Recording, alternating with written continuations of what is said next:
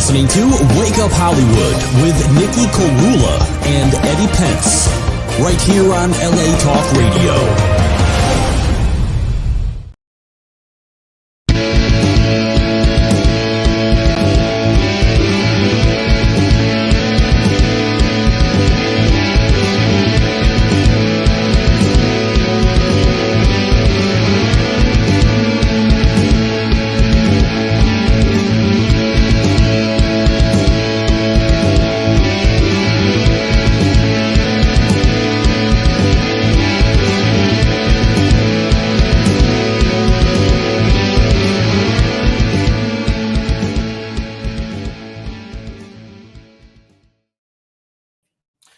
What's up, Hollywood? Wake up, Hollywood. This is your host of the most, Nikhil Korula. We're going to jump right into this episode, and we have a wonderful actress, singer, songwriter, Miss Emily Coop. How are you, Emily? Can you hear us? I'm doing well. How are you doing? Good. We're good. The headphones may be easier. I don't know if because you may. I think you're frozen. You're hearing a little bit of a delay, or? Oh, no. What's going on? Oh no, I was. Hold on, we're kind of your connection's a little bit weird, but all right, we're gonna jump right into this. You hail all the way from Melbourne, Australia, correct? That's right, yeah.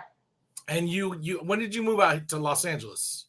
I moved out here like 9 years ago. It's crazy. Wow. So tell me what that experience was like, because I've been to Australia twice. I love Australia, but I can't imagine packing up all your things and just saying, all right, I'm going to just try this and roll the dice and coming all the way to LA. Tell me what that experience was like for you first.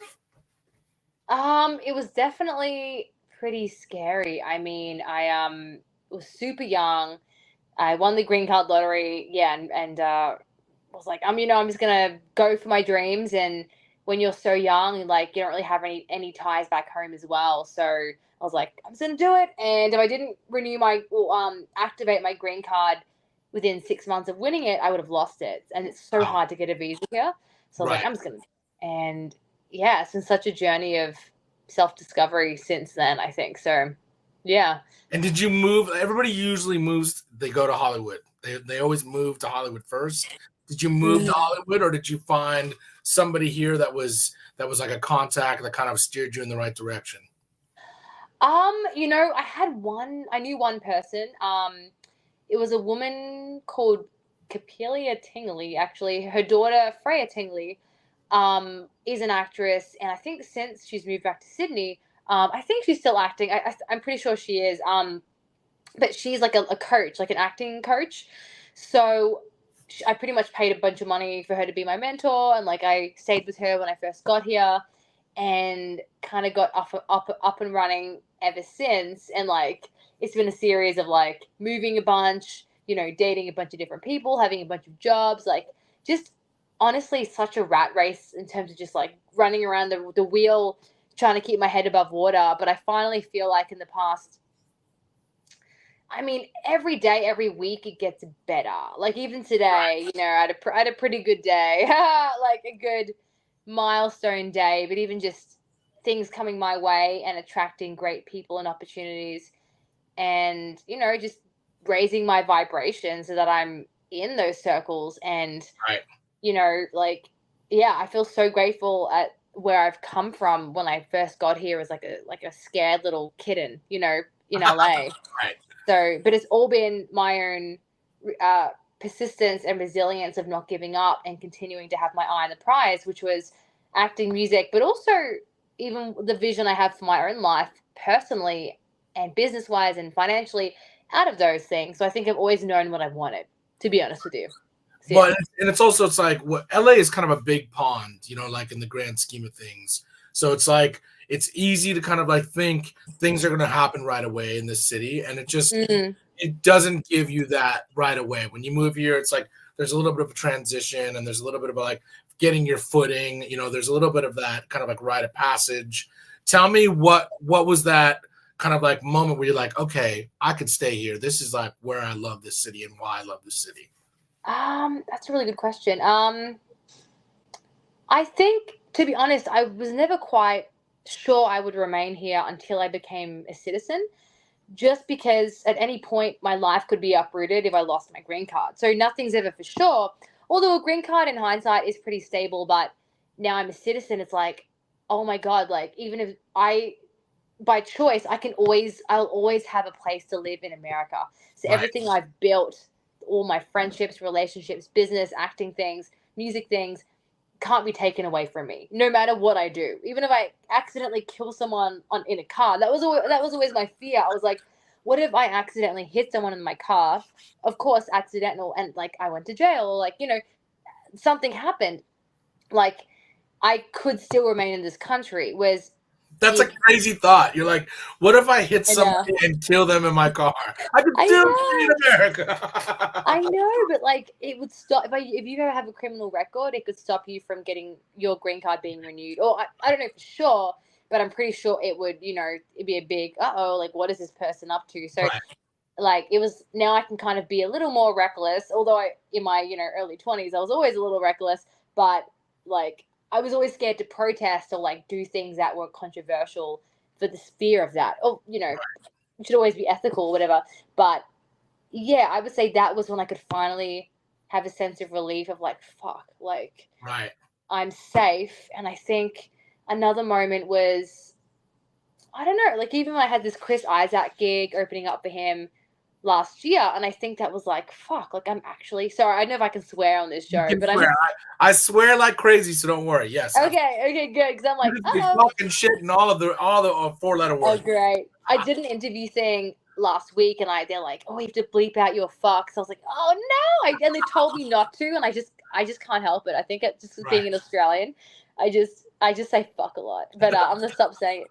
So I was trying to stop saying it, but oh my God, what was I even saying? But yeah, just yes, like a Psy sense of release. Like Chris Isaac gig was like, not only do hopefully I think I'm good enough, but the world is viewing me as good enough to open up for such a big act. And sure, he's an older guy, but like that means like, okay, I'm good enough. And I shot a lead in a feature film. Like, this still hasn't come out yet, but I'm good enough. Like, I deserve to be here. And just synchronicity of things aligning up in my favor financially, relationships, friendships, community. I just feel blessed, honestly. So yeah, That's awesome. Well, let's go way back. What was the moment of Zen that made you realize you wanted to be an artist? Was it music first? Was it acting first? Was it a combination of both? Like a musical? What was it that made you kind of know, like, oh, this is the life I want to pursue? I think the earliest memory I have of doing any of this was, I remember like I was 5 years old, 4 years old, and my dad was like, oh, can you sing? And I would sing a note, I remember at home in my parents' bedroom. I was like, can I sing la la la? Look, I can sing la la la. And Dad's like, oh, you have a strong voice. So he put me into singing lessons, violin lessons. And that was my first introduction to art in terms of being an artist, singing, violin. In hindsight, it was great because apparently playing the violin is very good for ear training because there's no frets. It's by ear. So I've been told I have a very good ear, which I believe is very true. Like I'm good at sharps and flats, and like I can really articulate that. Also playing keyboard, I can really visualize the keys. Anyway, so that was useful. If I ever have kids, I'll probably get them to learn violin for that reason. That's a hard one to start on. I feel like violin and drums are the hardest instruments for a parent to just listen to their kid learn. It's like where, you know what I mean? It's just like it's so rough in the beginning. And drums too. It's like it's loud and it's not always tight. So it's hard. At least with drums these days, I feel like you can get like headphones. Oops. I think we both dropped out. But yeah, at least these days you can get electronic drums. Maybe even electronic violins, these days, which is good. Or like have a separate outhouse where get the kid to practice, whatever. But yeah, that was music. And then I'd say with acting, I did improv class in primary school, and that set me off into being, oh my God, I love making people laugh. That was such a high, like to get that validation. I think I just always wanted validation, like as an ego thing, insecurity. Oh my God, like people are noticing me and people have a positive reaction to what I'm doing. Like that's been really nice. So, yeah. Well, I grew up in classical music, so I started singing in a children's chorus, and I was singing in music Mm. stuff. So like for me, it was like there was something about like being in a group and just working towards something where it was, oh, this is kind of fun. It's not work. It's like playful. It's like you're just kind of like, creating art, and it wasn't work. It was always just like, oh, this makes sense. And when did you start playing guitar? I think I was also like 5, like maybe 7 or 8. My dad gave me a book, and he's like, I pretty much taught myself, and like I would have to show him the lesson to complete it, and he would like sign it. It was cute. That's awesome. Yeah, That's awesome. it was cool, and yeah, I did the beginner like basics 1, 2, 3 books, whatever. So that's how I learned guitar, was these basic books. Did And you so ever take lessons for singing or anything or acting? Like, did you take a more serious, role in wanting to get better? yeah, singing, I took lessons as a kid for sure. We joined this school called, me and my brother joined this school called National Music School in Nunawading or something, and back in Melbourne. And I remember, like, with singing, I was always very good. Like, I was always one of the top people. Like, I always was in tune and whatever. So that was really cool. And with acting, yeah, I remember I did this school called Bright Stars when I was a kid. Just like a big group, and you Right. sign up, and then there's acting, music, singing, like dancing classes all under the same umbrella. And my dad would drive me around to these things. I think acting was one of them, but the classes weren't that good. I mean, and I did classes at a place called Tafta when I was a teenager. I won this course called Hollywood Immersive when I was 16. So that was my first taste of Hollywood. So I blame my dad. In for taking me Australia, there. they're like, here's your first taste of Hollywood in the land down under. They're like, Yeah, exactly. And it was this massive course where it was an immersive 2-week experience in a mansion. So it was not really giving you the Hollywood experience. It was more like the celebrity experience, to be honest. And it was a little diluted in terms of my, realistic expectations of Hollywood. So I think I came across going, like, anything below this is like beneath me. But then it's like, I wish they, I wish I would have learned. I've had to learn the hard way of how to be a working actor, which is you have to have a 9, unless you come from money, you have to have a 9 to 5, and you right, need to learn how to operate and support yourself while auditioning for co-stars, like guest stars, like indie films, and building your resume up in a very small level. Like, you don't just become a series reg unless you're like a teenager or you just luck out. So the right. 99% of people, more than that, 99.999% of people have to do it the But see, slow I build. think that's really good because it teaches you how to do the hustle. It teaches you humility. It teaches you that you're going to learn in so many different environments. And to do the thing, you'll be able to do it in any environment when you can learn at every level. You know what I mean? So there's Yeah. some people that like they get a big TV show early on or a big movie, and then nothing ever gets to that same level because maybe they start partying or maybe they just burn bridges with managers or whatever, and it's like it's really hard to get back to that place. But when you kind of like work up to that place, it's way more consistent. I find like you kind of like build a career that way, and it just takes a lot longer to slow burn. But it's like once you do it and you're doing it, it's like you're doing all the things. So if somebody had to make you choose music or acting, what would you choose? The tough That one. is a very tough choice. I mean, I don't know. I mean, I remember at one point I was pursuing acting, music more, and acting fell apart, and well, like back in Australia. And I think I love them both in different ways. I think, in a sense, maybe I'm more naturally gifted at music, just because, like, I don't know, like I've always been able to sing and write songs and guitar, and like that's just a no-brainer. Acting, I've had to really work hard at it, but I do think I can. I am a good actor, really good actor. I can be a really, really good actor, but yeah, like I think it's like, what do people resonate with more? Maybe music, but I do love doing both, and I think I'm a solid actor. That's And I all. think, yeah, and I think I could hold a film and hold a series for sure. Like, I'm smart enough to be able to do that. So, yeah, like, because it is intelligence, isn't it? If you're smart, then you can take the right classes and do the right things to become a good actor. Like, right. And I think one sometimes can feed the other. Like, I think one of the things that's great about art is like you learn one creative process, it feeds into another creative process, even if they're completely different. So I'm always about like exploring all creative processes just to get better at the thing. You know what I mean? Whatever that you're most passionate about. But let's play something first. What do you want to play us first? Oh man, what do you mean like from YouTube, right? Yeah, yeah. Which song do you want to showcase first? Man. Your Oh, okay. choice. You know, let's do On and On, just because I just put that single out on like about a week ago. So that's my latest one. So yeah. All right, here's On and On by Emily Coop. Yay. What? Oh, we don't have that one? How do we not have that one? Oh, you know why? I think because it wasn't out when I messaged you guys. All right, you know what? Let's choose another one, and then I'll send Sam the other one. What do we have? What do you have? I can't remember what I sent you guys. Just choose one. I don't know. I got it. Hold on. Let me see. I've got. Let's just do the first link. It doesn't have a name. Perfect. Let's do the first link, Sam. We'll do the first song. We'll figure out which one it is after we play it. Perfect.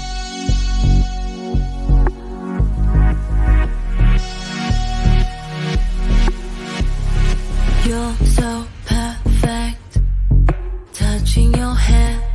I try not to stare. Too much champagne, missing your touch. Have I said too much?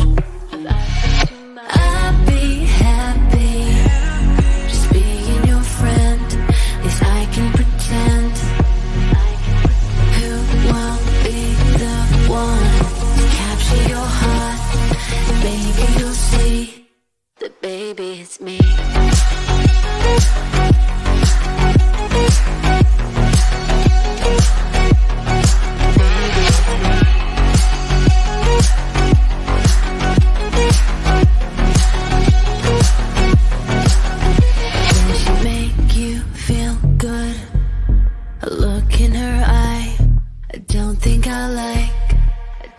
Does she answer your calls? I'll leave you all nice. It's not very nice. Does she text you when you're feeling blue the way that I do? And who will be the one to capture your heart? Well, maybe you'll see, baby, it's me.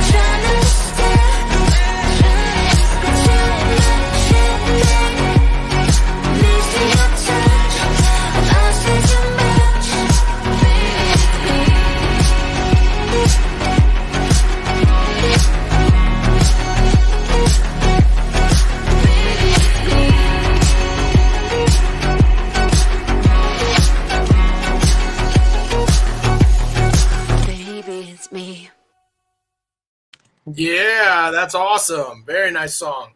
Very kind of a Katy Perry Roar kind of vibes. I hear that same progression. Yeah. Very cool. Tell me a little bit of the influence about that song and what inspired it. Yeah, Baby It's Me. I would say, it's funny because the person I wrote it with, we definitely had a thing at the time. So I think, oh no, actually, we didn't have a thing. And so honestly, it's almost like the song became a self-fulfilling prophecy because I didn't know that he liked me at the time and I had a boyfriend. And then after I was single, like, he was kind of like, oh, that's how I was feeling. And then it became this whole weird situation. And then it became how I felt about him because he kind of was rejecting me. So it became this whole like self-fulfilling prophecy for both of us before it actually happened. And like could relate to the song. Like it's funny how you write a song and it hasn't happened yet and then it becomes true and then you can relate to your song like a year later. That's happened to me as well. With even Pretty Penny, the song I put out as well. I'm like, oh, like this is how I feel right now. Anyway. So well, like life is art, life imitates art, art imitates life. That's like the name of the game, which is what makes it awesome though. You know what I mean? It's like you can write something and then it won't come to fruition and then it does, and then it's like, oh man, this is why it happened. And I love the influences. Like tell me, you're very influenced by pop music. I can hear a little bit of Taylor Swift. I can hear tell me some other influences, maybe The Weeknd, some other people. Who are your biggest influences as a pop songwriter? Oh my god. Yeah, I mean, I love The Weeknd. Even like, I do like Ariana Grande stuff, Camila Cabello.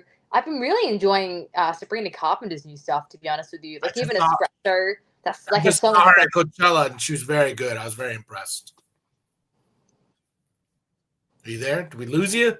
Did we lose you? I'm here. I'm here. Just saw her at Coachella, and she was awesome. It was really, really oh, really? Yeah.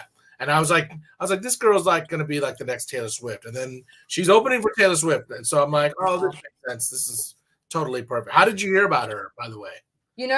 I knew of her before seeing Taylor Swift live, but then I saw she was opening up for Taylor Swift. And it's funny, I'm pretty sure now she's playing those same arenas as the main artist. Like I think like SoFi and stuff, like Crypto Arena, definitely big stages. So yeah, I mean, she deserves it. She's really cute. She's got a great voice, great songs.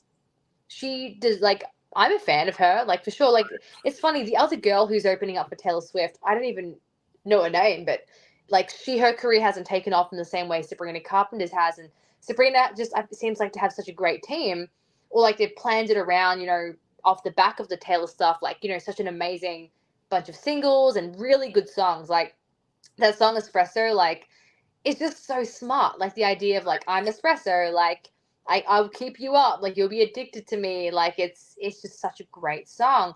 And it's funny because Cara Connolly, she has a friend called Teddy Gold, and Teddy has a song called, I think, Helium Balloon, that came out last year, and it's using the same sample as Espresso. And so I had to listen to it. I'm like, oh my God, it's the exact same backing track because it's a sample from Splice. Yeah. Exactly. And so it just shows you what you can do with the same item. But yeah, like of course Sabrina has a massive label behind her and like millions of dollars marketing, and it's just different. But yeah, it was just really fascinating. But honestly, that's my favorite song right now. It's my most played song. And I love Espresso. So I think John Mayer played it on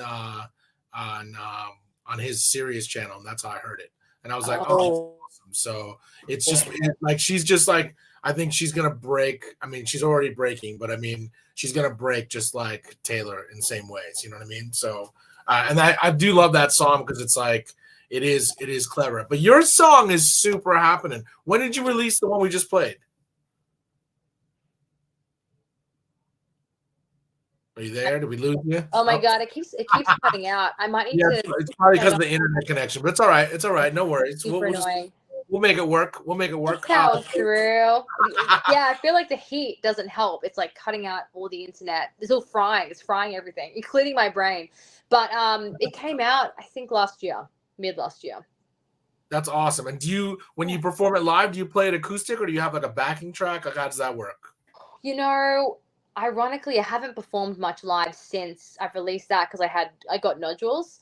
Or I finally came to terms with the fact I had nodules. I think I had nodules before I admitted I had nodules. But yeah, I mean, if it was just me acoustically, although it's not the funnest song to sing acoustic because it is kind of monotone. It's kind of like one note. Right. So I'd have to really play around with it acoustically to do it in an entertaining way. I think, like, you know, do different octaves or maybe change the key so like it's a little higher in my register and I can do more ad libs and stuff. But I haven't really got around to that. But I did do it live with a full band with tracks, and that worked pretty good. Although it was meant to work good, it was at the Mint, and unfortunately the volume was so low the audience couldn't hear it. So for that track, which has kind of taught me if I use tracks to always do a paid sound check because anything can go wrong. It was a little frustrating, but so I have done it live once, yes, for the band. And it's also the Mint. The Mint is unpredictable just on its own. I know. That's how it is. So this is welcome to the music business. It's like one, you know, it's funny. We just did we did Chicago and Milwaukee, and you know, there was a new bass player playing with us, and my guitarist was like, we played like this punk club. It was like a rock club in Chicago, and he's like, tomorrow we're playing this huge festival, big stage, national acts, and he's like, tonight you're playing a punk rock club. It's just the total dichotomy in one, you know, 2-day tour of just and I'm like, welcome to the music business. This is how it is. One day you're playing a small club, the next day you're playing an arena, the next day you're playing a casino, the next day you're playing a college. It's just like I've done all of the above, and that's just how it is. But let's play something else. What do you want to play us next? Oh, did we lose you? Emily, you there? Uh-oh. We may have lost Emily. Well, let's play the second song that Emily sent us. Sam, let's play the second song. Well, let's see if she's coming back. Hold on. Oh, she's back. All right. You know what? I think my phone's overheating. That's what's going on right now. Okay. All right. I just took away the backing. Hopefully that helps. Sorry about that. Oh, no worries. We're gonna play the second song, and that way it'll buy you some time to figure it out, just in case. But we're gonna play the second song that Emily sent us. Here it comes. Perfect.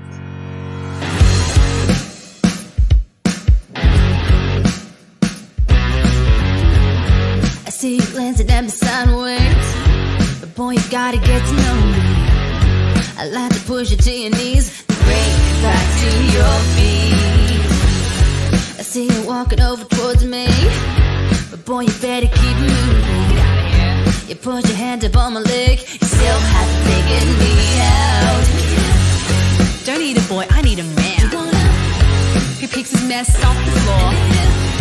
A man who opens car doors and sweeps me off of my feet. Wonderful boy, I need a man who always pays his rent. The wonderful boy, I need a man who stays out of debt. The wonderful boy, I need a man who brings around his friends.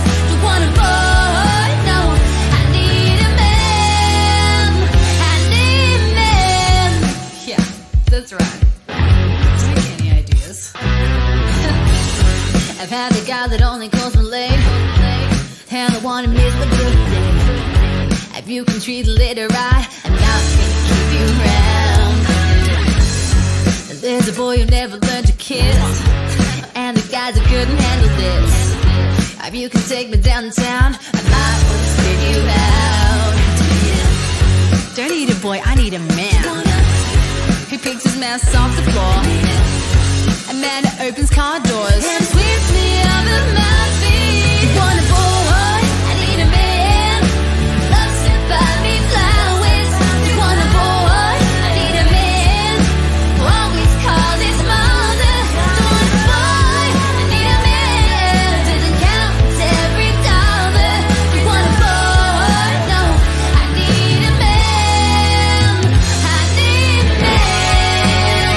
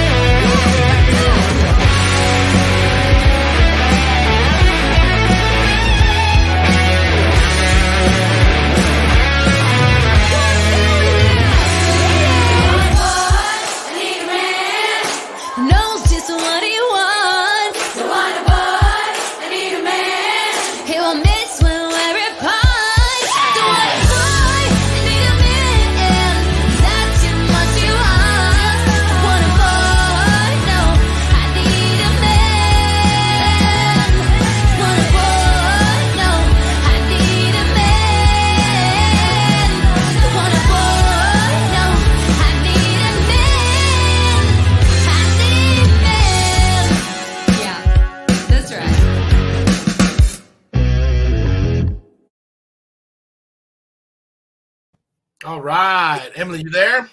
I am here. Hello, can you hear me?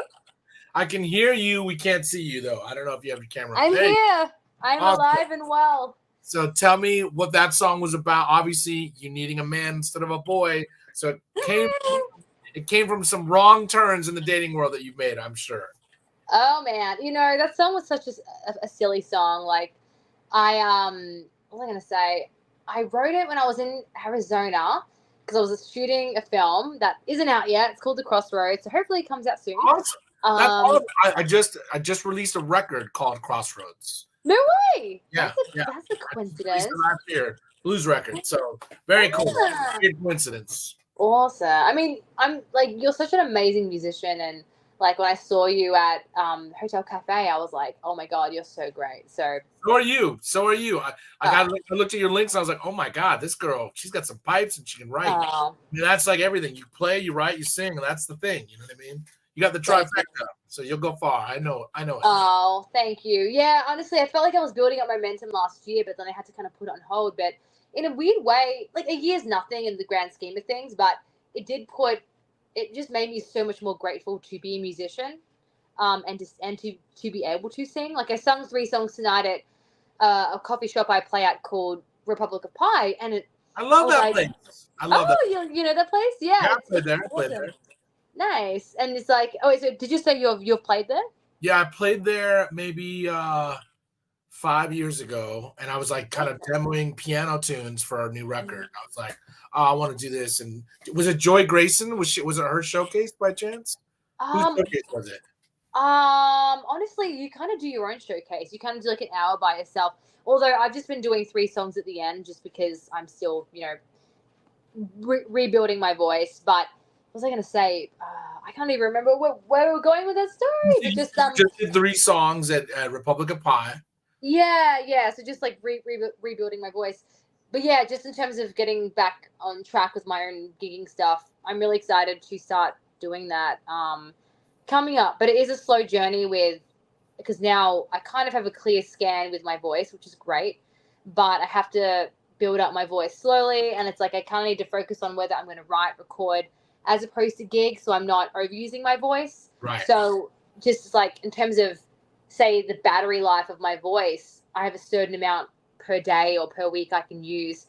So I just have to be wary of not exhausting my voice, and also building up what my battery can hold every day. So you know what? An underestimated thing that people do that I know when I'm on the road, I have to limit some of it, is talking. It's so weird. You realize and you're usually not talking on the breath because it's just not what people do naturally. And talking is like one of the things that is the most destructive. So it may not be even singing what did it. It could have been talking and singing what it was the reason, but people don't realize that the talking factor is huge. Like it's tough. We're the instrument because the instrument's in here, you know what I mean? So it's like everything's about how you take care of yourself and your body reacts to any tension and in the wrong ways. So yeah, it's tough. Yeah, I had to be like put on the brakes real quick. How long were you kind of like out of commission? Yeah, honestly, almost a year. Wow. Since I stopped gigging. So it's been such a journey. I think like I used to do a 4-hour gig. I used to do a call on the way.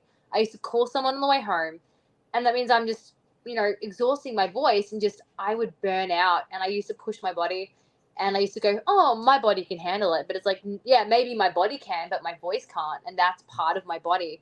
So I now work with my body as opposed to like flogging a horse till it dies. That's kind of what I did.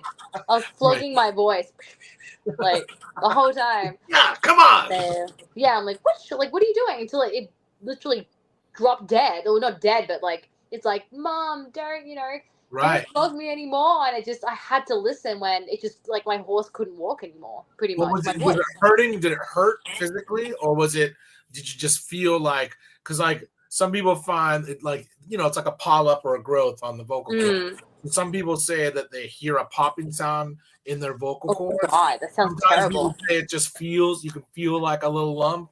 What was the kind of physical experience that you went through?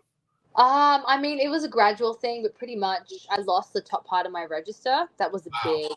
that's when I really had to go, oh my God, like something is wrong. And that was for like 2 or 3 months, or maybe like a month. And I was like, I just have to push through this Chris Isaac gig.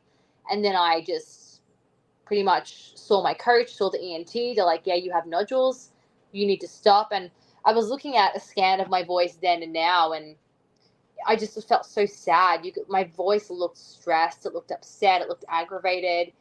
And now my voice looks healthy. It looks happy. Like I can feel the energy from the picture of my vocal cords, and it looks happy. And I don't know. I feel happy, and I feel rested and chilled. I think I approach my life in a different way than I did a year ago, and I'm happier now. So yeah, it's like you have to recenter, and it's just part of it.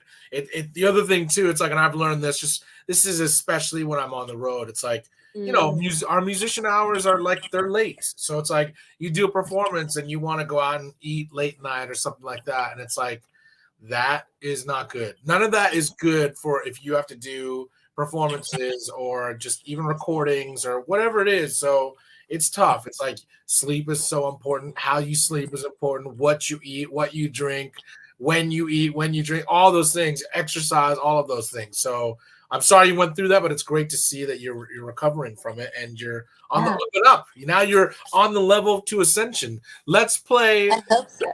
I want to play On and On because we have it up. Okay, now. perfect. So we're going to play this right now. Here's On and On by Emily Coop. Cold hotel room, suitcase packed away. Feel your presence next to me, wishing me to stay. Staring at my empty phone, no message to reply. You kissed me softly yesterday as I said goodbye. On and on, there's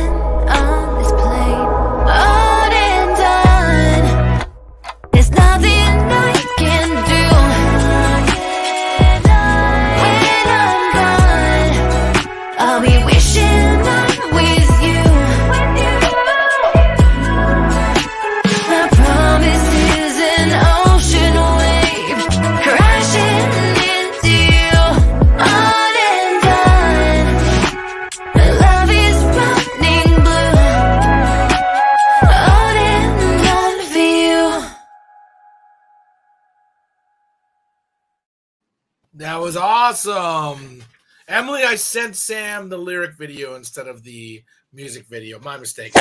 It said official lyric video, so I didn't send the music video. I sent the lyric video instead. But Oh, no worries.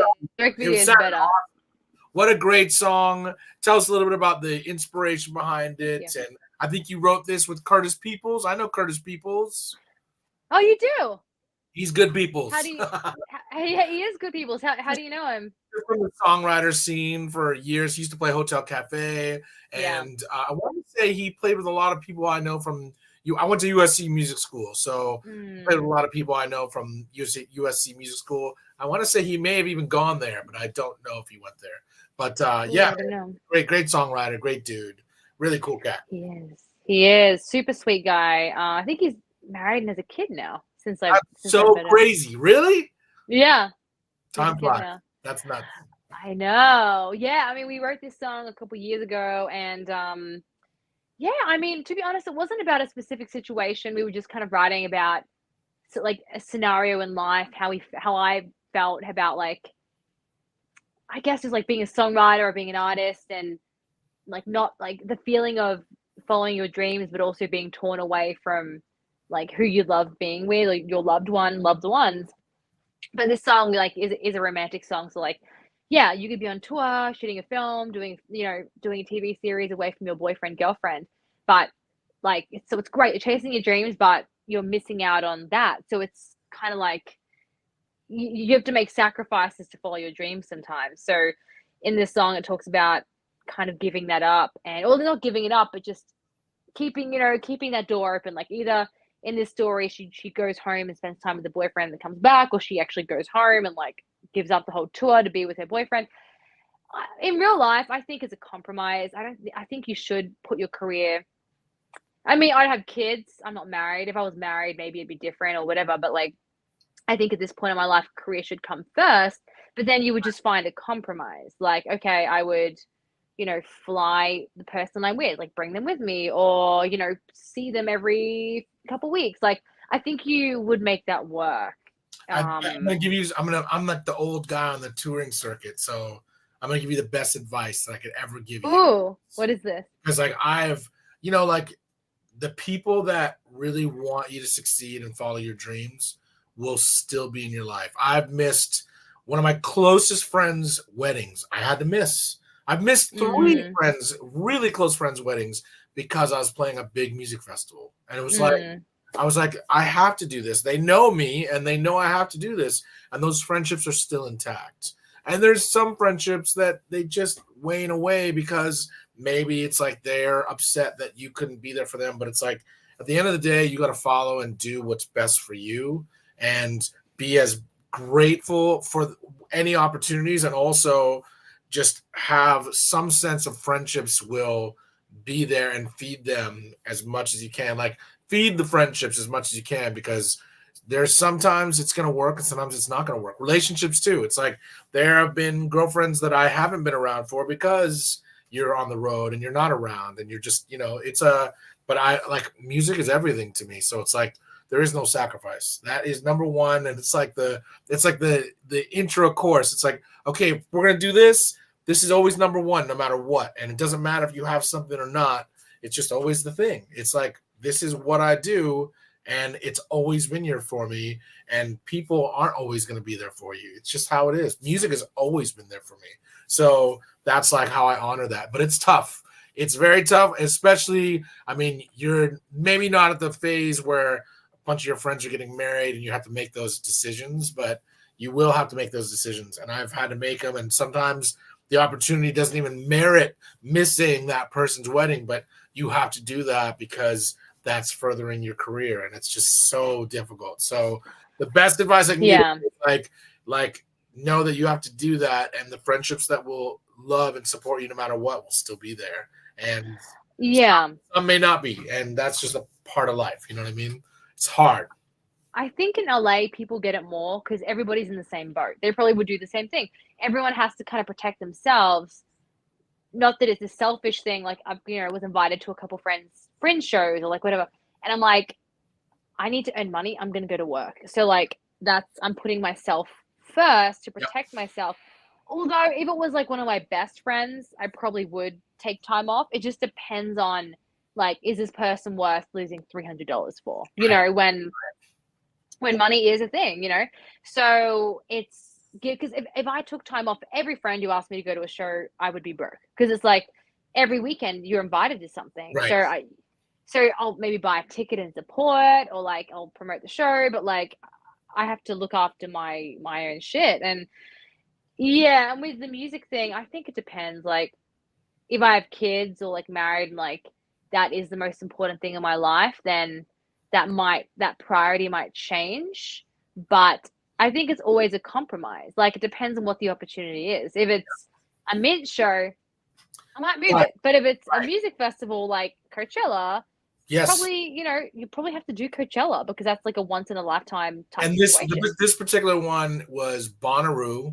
It was 3 Summerfest twice and Bonnaroo once. And it was like, and I remember when my friend, we were playing the House of Blues, and one of my best friends was like, hey man, we got a wedding date. It's June 15th. And I was like, you're joking. Like that's the one date that I can't do it because in Tennessee. And he was like, well, that's all right. Don't worry about it. And he was so cool about it, but it's like, those things are going to happen more and more, but just follow your bliss. That's all you can do. And you are exceptionally talented, and you're going to have that crossroads many times. Where can people find you online if they want to find your music and find you? Yeah. So I'm on all the usual platforms like YouTube, Instagram. I'm on TikTok a little bit. Mostly Instagram. I have a newsletter, my website. It's all like connected. So yeah, that's kind of the main places you can find me right now. And I'm sure it's some gigs coming up soon when I, you know, work out my voice a bit more, you know, build up this work it out. Yeah, exactly. Woo. And then when's your movie coming out? I don't know. The last I heard was it was either being sold or like they kind of keep it hush hush, I think, just to kind of not get our hopes up. But it is a very slow process. Like it took them a year or two to edit it, and it's another 2 or 3 years to find the right marketing team and this specific movie. So that one, as soon as it comes out, I'll be promoting the crap out of it, I'm sure, like once it's available. But just taking a long time, and you know, they trusted me and this other guy as a lead, and I think our acting was really good, but it's just we're not star names, and I think that makes it harder to sell the film, you know, to be honest with you. So I think maybe they're having issues with that, but the film itself's really good. So I'm hoping that's also how you break somebody. And that's like, I want the industry to do more of that, because that's how, you know, the big stars become big stars. So hopefully it'll do that for you. And it sounds like you're going to have music lined up with a movie release. I mean, you're living the Hollywood dream. That's what it's all about right there. Yeah. I feel so grateful for everything in my life. And I think it's the whole thing of feeling blessed for what we have now while reaching for the future. It's a balance. You can't live too much in the future and not be in reality, or live in reality that you don't dream. So you have to like do a bit of both, I think. Right. And where can people find you? Do you have like a website or anything like that? Or is it Instagram is your main thing? What's your website? Yeah. My website is just my name, www.emilycoupe.com. And yeah, pretty much if you go there, all my links are there. So it's like a one-stop shop for everything you would want to know. Well, Emily, you've been a wonderful guest on Wake Up Hollywood. We want to have you back probably about 9 or 10 months. So remember the songs that you played, and we'll have you back, and we'll just keep following your story. And we're excited to see what new songs and new movies are going to come out with you in it. So we're excited for this. And thank you so much.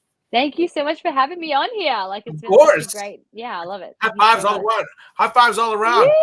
Sam got high fives going too. On behalf of Emily, myself, and Sam, we'll see you guys next week. Take care of yourselves. Take care of each other. Peace and love.